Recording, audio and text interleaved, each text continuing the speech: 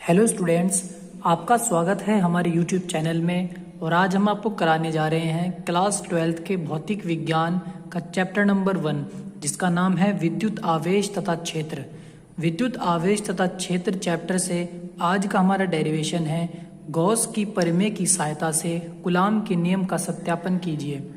हमें गॉस की प्रमेय की सहायता से कूलाम के नियम का सत्यापन करना है। इस डेरिवेशन को करने से पहले गॉस की प्रमेय का डेरिवेशन आना अनिवार्य है, इसीलिए गॉस की प्रमेय का डेरिवेशन हमने अपनी पिछली वीडियो में कराया है। डेरिवेशन का डायग्राम बनाने से पहले हम पहले थ्योरी को एक बार पढ़ लेंगे और इसे अच्छे से समझ लेंगे ताकि हम डायग्राम को अच्छे से बना सकें। तो थ्योरी में लिखा है, माना बिंदु O पर प्लस क्यू आवेश रखा है। हमें सबसे पहले एक बिंदु O मानना है जिस पर प्लस क्यू आवेश हमें रखना है, जिससे r दूरी पर एक अतिसूक्ष्म क्षेत्रफल ds है तथा इस बिंदु P पर विद्युत क्षेत्र की तीव्रता E है। जिस बिंदु P पर हम अतिसूक्ष्म क्षेत्रफल ds को मानेंगे उस बिंदु P पर विद्युत क्षेत्र की तीव्रता E है।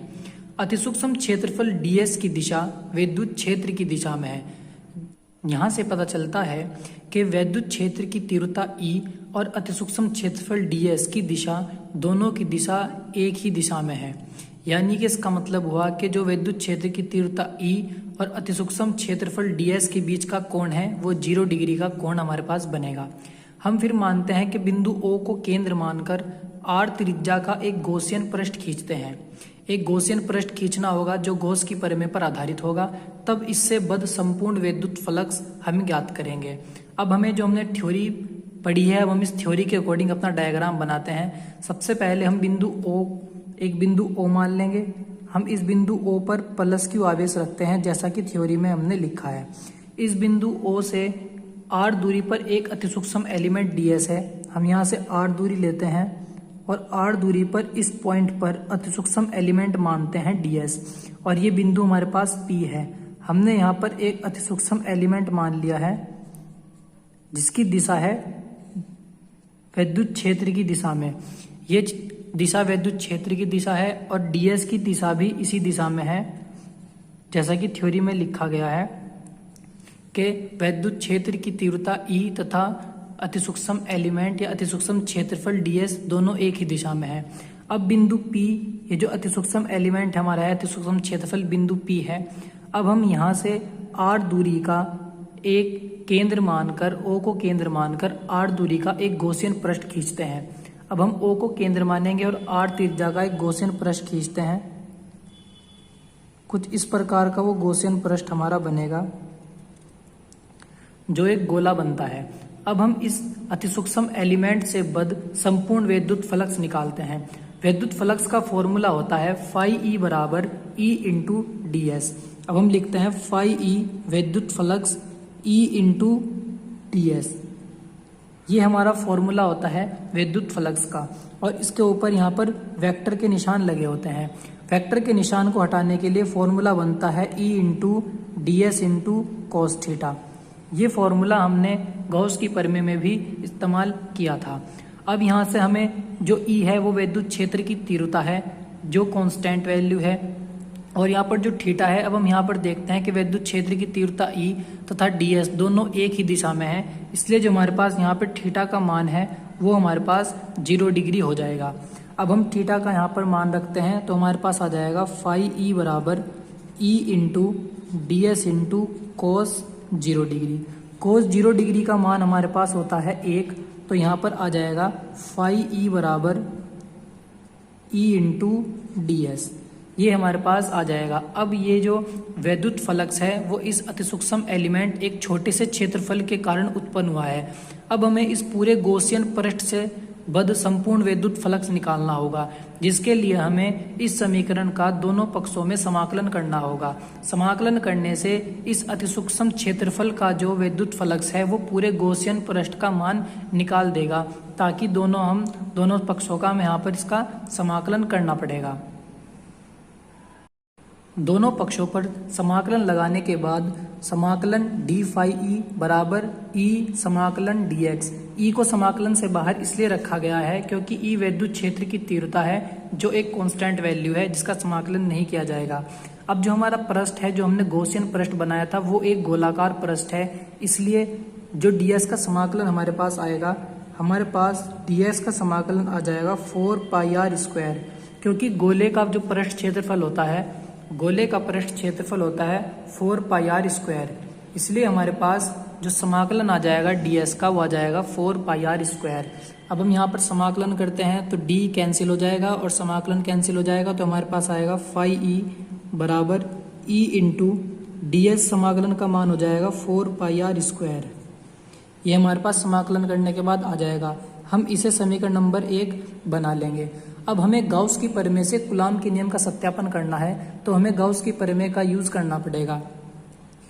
तो हम पढ़कर आए हैं कि गाउस की जो प्रमेय होती है, गाउस की प्रमेय के अनुसार जो फाई ई होता है उसका फॉर्मूला होता है Q इंटू 1/f⁴0। ये हमारी गाउस की प्रमेय है।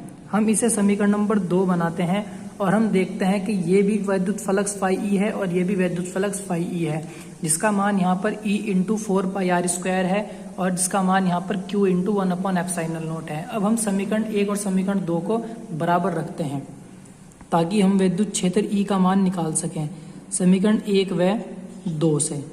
समीकरण 1 व 2 से हम देखते हैं, सबसे पहले हम समीकरण 1 के और फिर हम लिखते हैं समीकरण नंबर 2 को।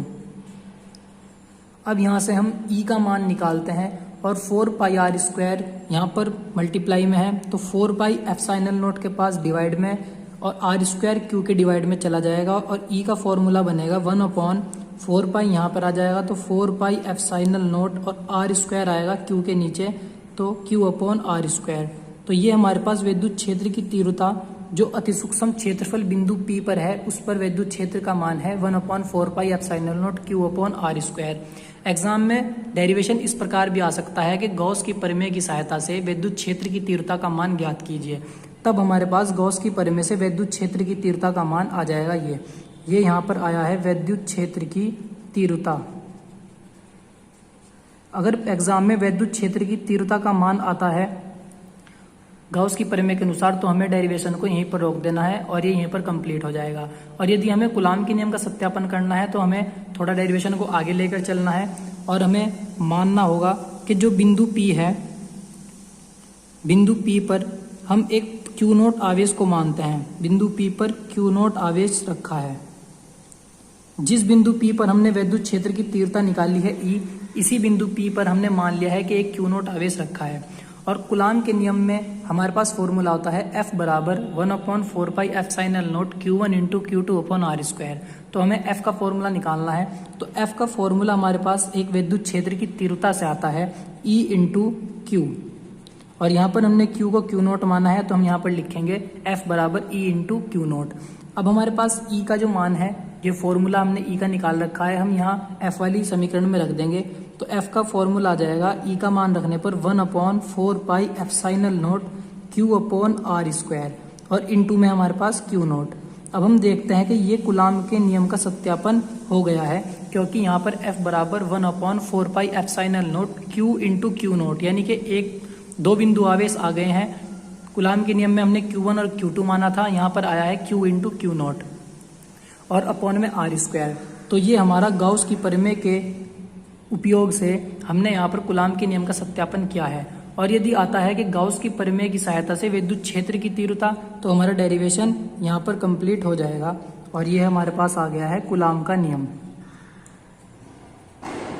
गाउस की प्रमेय की सहायता से हमने कूलाम के नियम का सत्यापन किया है। ये डेरिवेशन भी कई बार बोर्ड एग्जाम में काफ़ी बार पूछा गया है। यदि आपको हमारी ये वीडियो अच्छी लगी हो तो हमारी वीडियो को लाइक करें और हमारे चैनल से जुड़े रहने के लिए चैनल को सब्सक्राइब करना ना भूलें। धन्यवाद।